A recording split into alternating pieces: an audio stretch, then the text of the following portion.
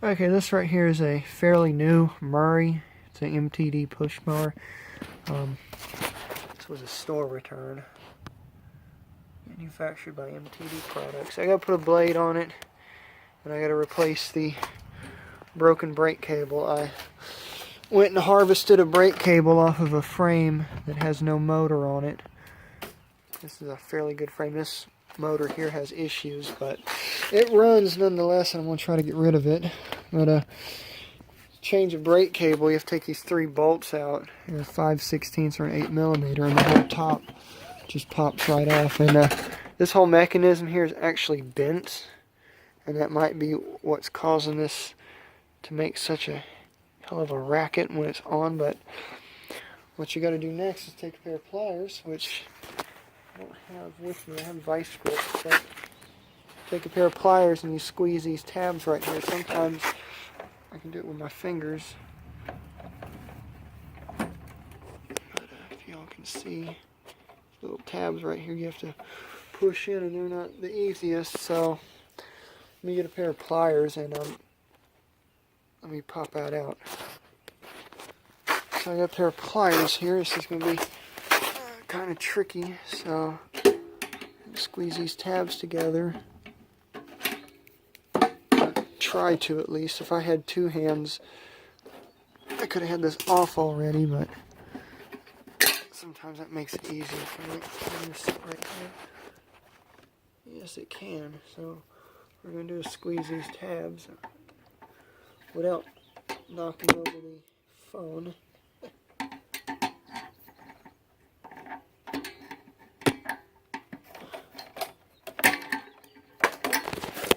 There's our cable. And we just come up here and yank it loose from the handlebar. Usually would put a brand new cable on here, but this was part number 746 dash, oh focus, 746-04661A. This one here that I robbed off another mower. It's 746-0401A, but it's the same length, same cable pretty much. So we're going to go ahead and hook it up. You always want to hook it up here at the handle first, and even this handle's screwed up. But hook it in there. As you see, this cable's going to work out just fine. Alright. So what I'm going to do now is hook it in here. And then you twist this little peg and clip it in. A lot of times you tear them up trying to get them out. And then what you do is you make the mower not roll while you're trying to do this, and you pop the Z-bend in right here like so. Bend that back, pull on the cable. Sometimes you gotta pull a lot. And then you just plug it in. And now it's still tight, and I think it's because that mechanism's bent. Could be because the handle's bent. But I'm going to try something here. I'm going to try putting the Z-bend on a different side, so let me do that. So the handlebar is actually bent, if you can tell. That's where the Z-bend goes. So we're going to go back here to my junkyard. I have my own personal junkyard, and I'm going to try to harvest a handle off something. This handle won't work because it's on a self-propelled frame. So I keep walking. I'm not going to show too much. I'm going to show the pretty weeds on the ground. And it's exactly the handle that I want, that I see. So let me harvest the handle real quick off of this frame. This is actually a good frame. I just don't have a motor for it, but I'm going to steal a handle off of it, and hopefully that fixes it. If not, I'll have to replace that whole brake mechanism, which will be fun. Okay, so I got the handle now, and this one here is not bent, because like I said, this came off of a working frame. I had a self-propelled frame and I put a motor on it, and I decided to keep that push mower. So on these MTD handles, you have a spot with a hook on it, and then a spot where the Z-bend goes. The spot with the hook on it hooks in on the pull rope side, just like so. And then you pop it in just like so. That handle seems to work a lot better. Then we'll take our cable and put it right in here. Sometimes you have to take a handle off to do that, so pop the handle out here, pop the Z-bend in, just like that. And now push this up against something to where I can push this Z-bend back in, just like that. Oh, that's even stiffer now, so let me rip all this off and replace that brake mechanism. It's just one, it's actually 2 bolts.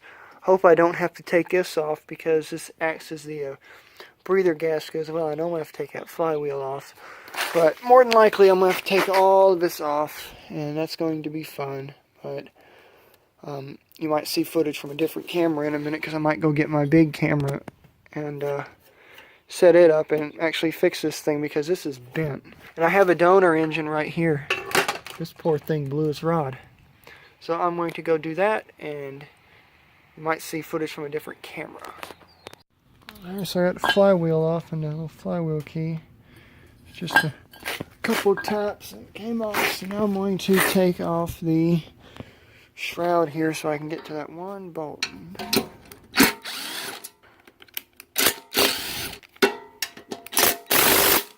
Oops. Okay, that wasn't supposed to happen. But nonetheless, it'll still work. That bolt unfortunately broke off. Okay, well, things happen, but that ain't gonna bother it any. That bolt out. I think I can just bend it because I really don't want to have to make another gasket for that. I think what I'm going to have to do is put the camera up because this is going to be extremely tricky. Yeah, I'm going to have to pop that completely off and just find my gasket maker and redo that because I do have to change that brake and I have to hook a kill wire back up. But I need to change the brake. So let me get this popped off. It's nothing special. Actually, I might be able to do it right here without shutting the camera off. Just gonna get up under here with a screwdriver and pop it free. Try to at least.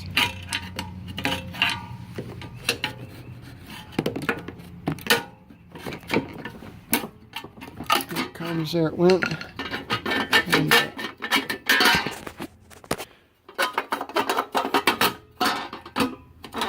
as you can see, that brake right there is really getting on my nerves, but since I'm replacing it anyways, I can take that spring off and pull it back so I can get this off. Alright. I'll have to re-gasket that, but that's what that is there. So now I can get this brake assembly off. I'm going to have to take this cable out, so I might be able to do that with one hand here. It sucks that bolt broke off, but oh well, it is what it is. But alright, let me put this camera up for a minute, and I'm going to rob the parts off the other mower, and we'll go from there.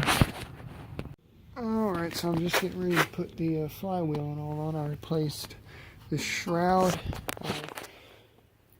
Siliconed it with Permatex Ultra Black, and now I'm going to put the flywheel key in. It's very important that you put this little dude in, because if you don't put the flywheel key in, it's not going to work. Just take a screwdriver and kind of peck it down in there. It's easier to do with the brake off, but I got the brake on. Have to find that little sweet spot these things have, and down it will go. So let me get this thing put in here and I'll be right back. Alright, so now I'm putting on the starter cup, as they call it. This only goes on one way, and you put your 15/16 nut on. And I'm going to hit it with the impact.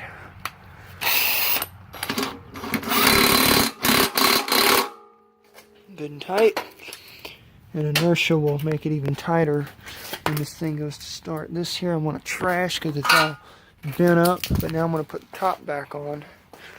And put the, actually no, first I'm going to put the gas tank back on.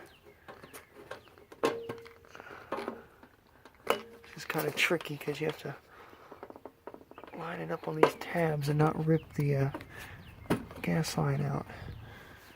Now I need to find an air filter box for it. I can harvest one off of a motor out back if I absolutely have to. Alright, so now I'm going to, people honking at me, I get honked at on a daily basis. So now I'm going to put these bolts in. And I think I have a 300 series Briggs motor back there, which is 4 horse. This is 4.5.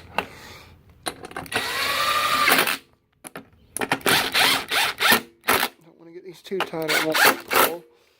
Now what I'm going to do is move all that there. I'm not going to start it because I do have to put a blade on it, but I'm going to pull it over, see if it still makes that horrifying noise that it made prior. This is much smoother. Let's see here what it does.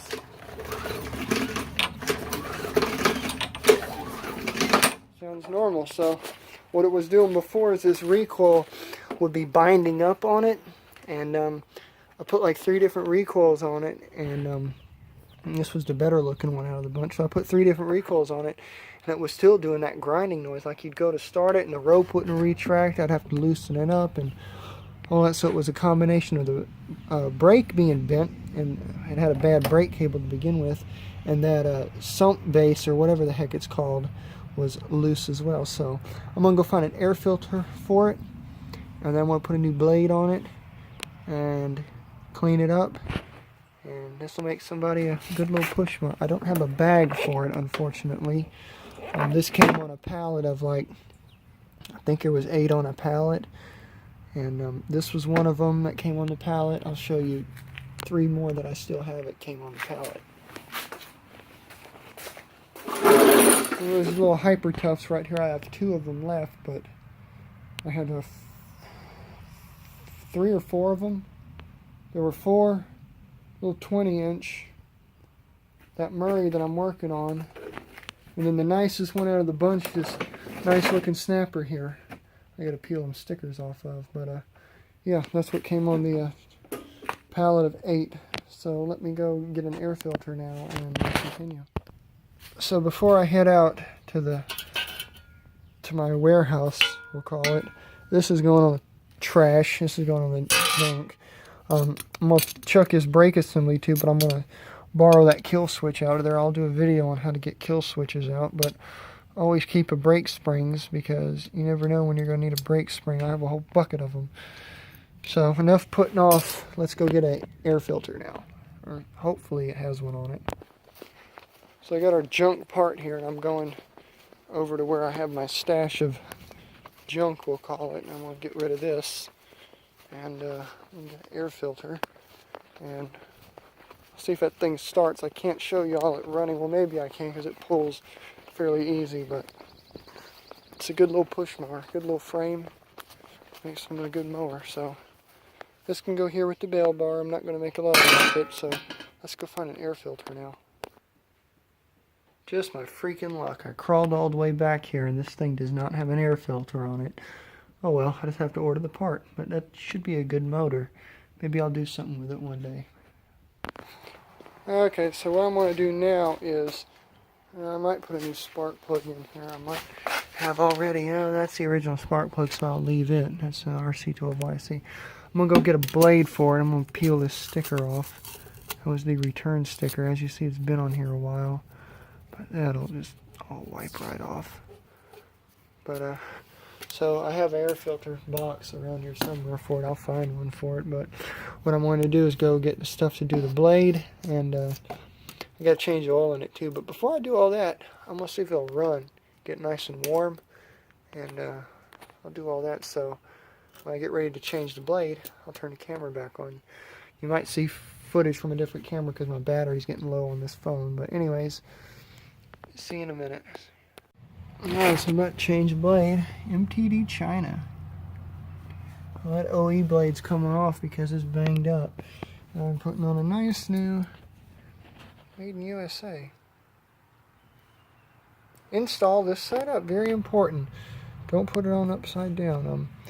I'll show you a comparison between these blades. Now on some MTDs, it's going to be a 5/8 socket. Right here, 5/8. Others, it's going to be a 9/16. And I'm draining the oil, and I made a little mess right there, but I got some quick absorb I'll throw on it. Plug wire is off. Am I going the right direction? Yeah, I am. And that sucker is on there. So you see, this thing wasn't used very much, and for whatever reason, the people just returned it. Well, it's mine now, but that's what the OE blade looks like. You see, it's got some chunks, but difference between the OE blade, which is original equipment blade, and aftermarket blade, there's not much difference. As you can see, this is a mulching blade. And you see the part number on this one is 0741A, focus camera. And the part number on this one is 0741A, which is the same thing. But this one's got a steeper curve in it, but this blade here I'm going to trash because it's got some dings in it. But there's no difference between original equipment and aftermarket. I do aftermarket because it's a lot cheaper, and this is going to bolt on just like this. Right. And this is how I usually do it. Put it on like so. This is called your blade bell support. That puts pressure against the blade to keep it tight up against the shaft. And I'm going to get this hand tight on blades because I'm doing this one-handed, but you always want to line it up. Just get a little bit of pressure on it, so I'm going to go ahead and lock it on there.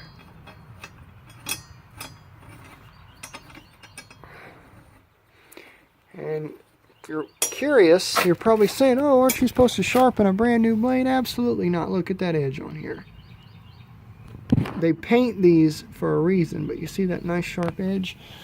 New blades, you do not have to sharpen. This powder coat, it'll strip right off the second this thing hits grass. I mean, the OE blade was painted the same, and you see it was painted over the sharp edge.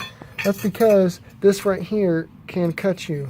Some blades are so sharp when they're new, they cut you. So it's like for your protection, they do paint it. And so it's a nice brand new blade. It's never been used, so it's got paint on it, of course.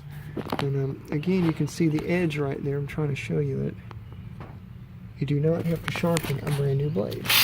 So we're going to go ahead and tighten this thing. And if you watch, you'll see that bell support, which this is your blade bolt, this is your blade bell support. And it puts pressure against the blade to hold it on the adapter. All of this is done by pressure and friction, pretty much. Because watch this when I impact it. Watch the blade support. It's going to flatten out.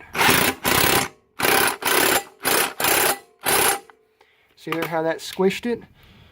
So now this is tight up into the crankshaft, and it's holding the blade and the adapter on. So you got the blade support right here, which is supporting the blade to the blade adapter, and it's sandwiching it in between it to put pressure on it. So now, see here, I can turn it. So what I'm going to do is trash the old blade and put my tools up. And this thing should be empty by now. That was, like I said, I made a mess there, but I get that straight. Yeah, I made quite a mess, but that's okay. Messes are allowed out here. That's why they make such a thing called a quick absorb. So I'm going to clean this up. I'm going to get some oil and put in here, and I'll show you all putting the oil in. This will do right here. Thing of 30 weight. I got 10W32, but I'm not going to use 10W30 in a Briggs. Okay, so on these newer Briggs, see this little QR code thing here? Also, I did find the air filter cover. I'll show you all a trick here. There we go. So we're now going to go to this website.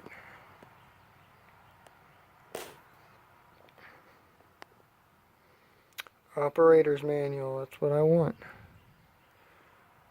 Download, of course. In case you're wondering, I do not get Wi-Fi out here because I'm in a metal building. I'm going to pour in the oil. I'm going to look and see how much it calls for. I'm going to clean that up too, but I'm going to go ahead and do all this, and I'm going to go ahead and put this back on too, because I don't start mowers without oil in it. There goes my phone.